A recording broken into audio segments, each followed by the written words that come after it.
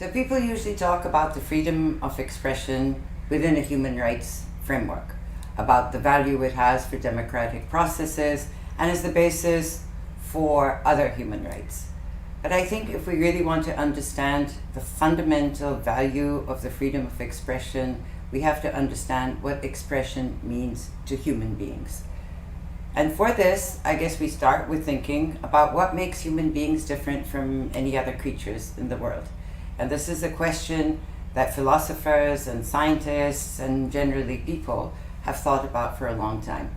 And one of the things they come up with, of course, is the opposable thumbs that we have, that give us a dexterity and motor skill which is denied other creatures and gives us a very unfair advantage in the animal kingdom. But does this thumb alone explain to us how we reached the moon?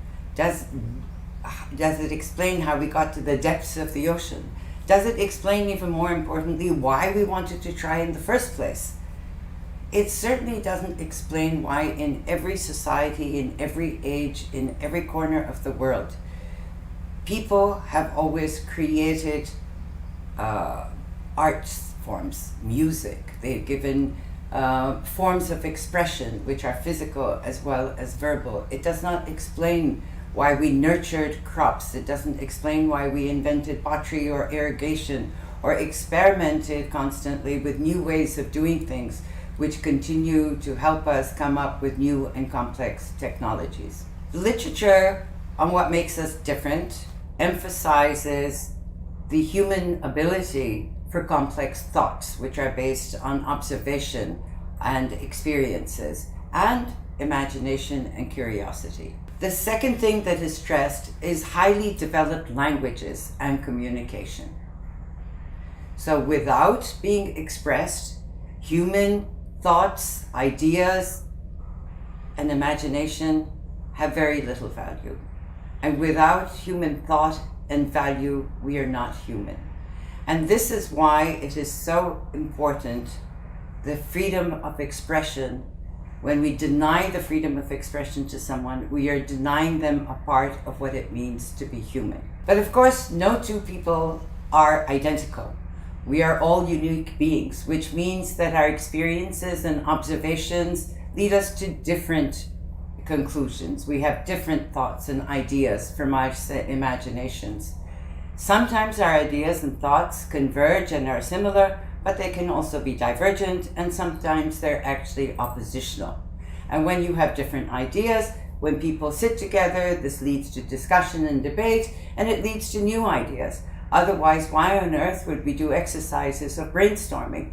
This is creative, collective creativity. And the divergence of opinions would not be of concern if it wasn't for the fact that human imaginations have a dark side that lead us to dark thoughts and imaginings and actions that lead and encourage violence.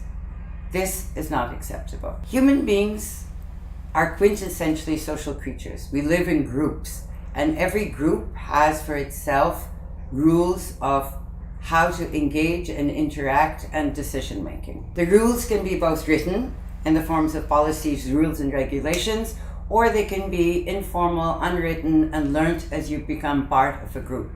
But belonging does not confer equality. And all the people in one group do not have the same amount of power. And while you have differences in different cultures and in different societies, the specifics may differ, but typically everywhere men will exercise and have greater power and over women and persons of non-binary identities. The elders will have it over youth, those who have more resources over the less resourced. And those who are also marginalized and silenced can be those who live with disabilities or are from different faiths or ethnic backgrounds. Because we are human beings, we are not perfect. And our systems are often not fair. And justice is never a given for everybody. Therefore, while we can let our imaginations run wild, the right to the freedom of expression is not absolute. Like all human rights, it is limited by the cardinal rule that you do no harm to others. This means that it does not include hate speech or incitement to violence, for instance. That is not an acceptable expression. In the end, if we want to preserve our humanity and the planet we live in, we must all strive for justice and a just system in which everyone has the right to express themselves. We must protect a plurality of views. We must understand that diversity is what makes us human.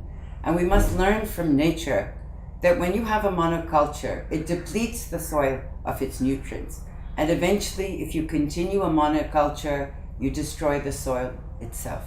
And this is why it is absolutely critical to have freedom of expression for everyone. And we have to be able to give that freedom to everyone every day, even when, and especially when, they disagree with us and it is not what we think.